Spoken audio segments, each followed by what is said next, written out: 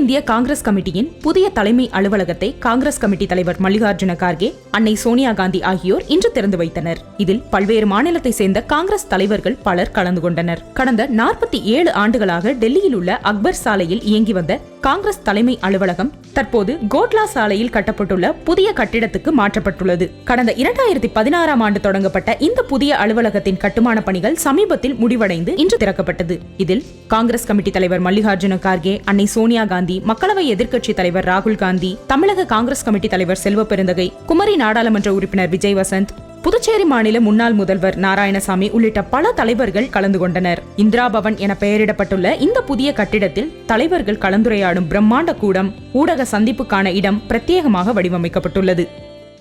இது இந்தியாவிற்கான ஒரு மிகப்பெரிய விடியலாக அமையும். இடப்பெயர்ச்சி என்றவார்கள். அக்பர் ரோடிலிருந்து இப்பொழுது இங்கே வந்திருப்பது ஒரு மிகப்பெரிய இடப்பெயர்ச்சி மறுமலர்ச்சியாக நாங்கள் பார்க்கிறோம். இன்று புதுடில்லியில் அகில இந்திய காங்கிரஸ் கமிட்டியின் புதிய அலுவலகம் திறக்கப்பட்டுள்ளது. இதில் கலந்து கொள்ள மிக்க மகிழ்ச்சியாக இருக்கிறது.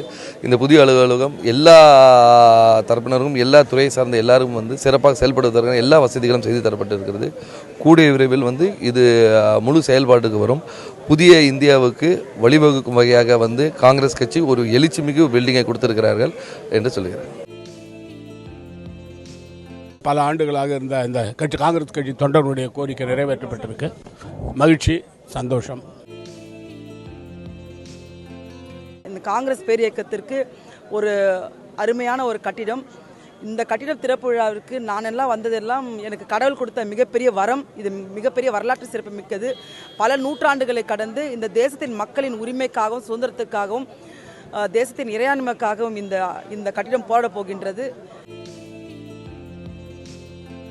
இந்தியாவில் இருக்கிற ஒட்டுமொத்த காங்கிரஸ் தொண்டர்களுக்கும் இது ஒரு பெரிய மகிழ்ச்சி அளித்திருக்கிறது.